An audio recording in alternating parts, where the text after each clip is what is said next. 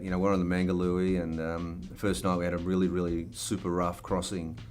Like, you know, Captain Matty Cruden thought it was, you know, he rated it like one of the worst two over an 18-year period. And we're all getting pretty smashed, but we were sort of doing all right. And then the headsail blew out, and the bow started bucking around like a wild horse, you know, for the rest of the night. And there wasn't many people that got any sleep, you know. But I think Rabs was had about 18 hours of hell. We're all trying to sleep.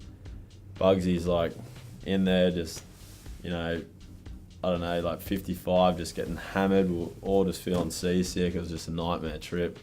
You know, I was literally on my hands and knees. All dignity was gone, and you know, I was on my hands and knees trying to get to the, you know, out to, you know, heave overboard, and I couldn't find the unit, and I just had to.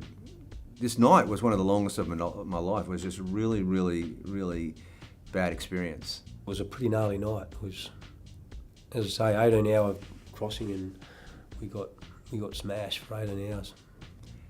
And when we got there, I was just shattered. Like, I was so dehydrated. You know, I'd been sick for sort of that long, and, you know, throwing up, and you know, I was destroyed.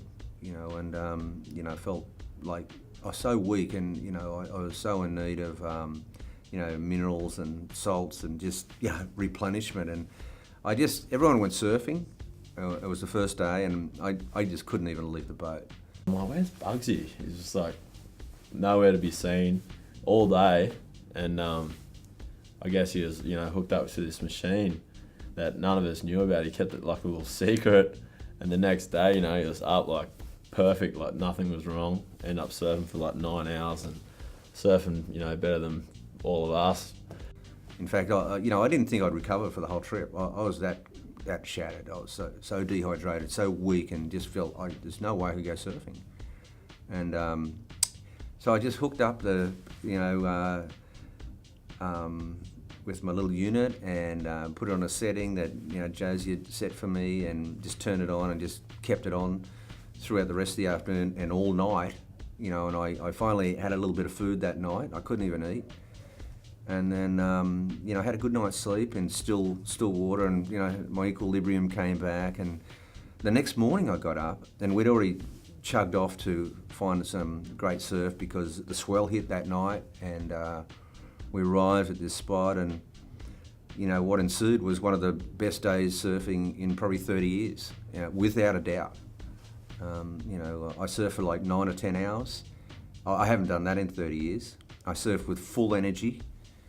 You know, the crossing, the horrendous crossing was, by then it had just become like this pain barrier that I had to pass through.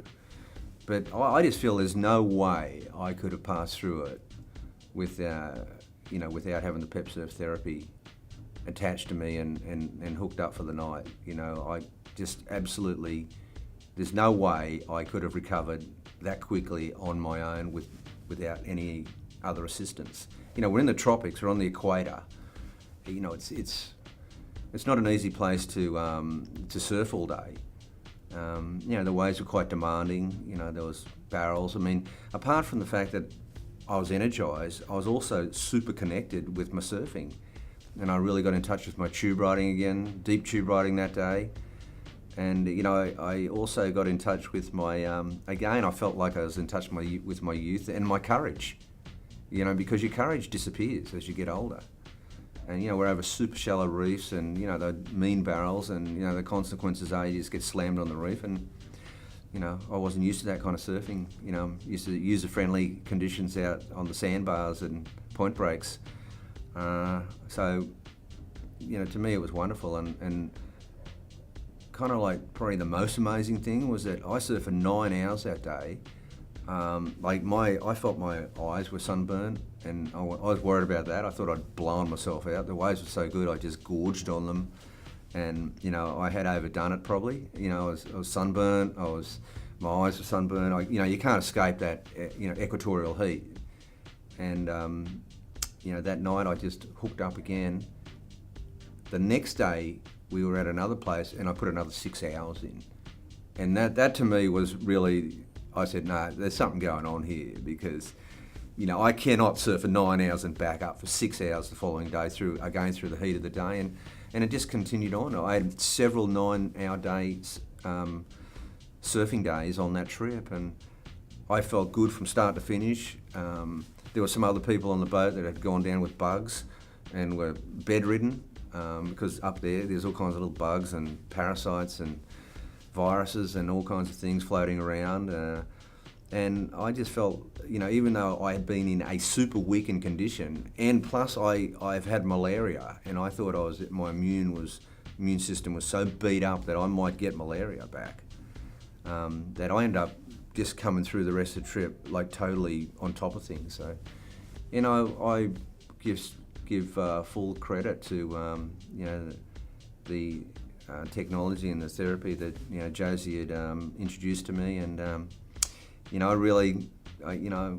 I feel like championing the cause, you know, of you know, PepSurf therapy and you know, this beautiful technology as a, you know, I'd love to see it as a gift to surfing, and you know, that would be a nice contribution.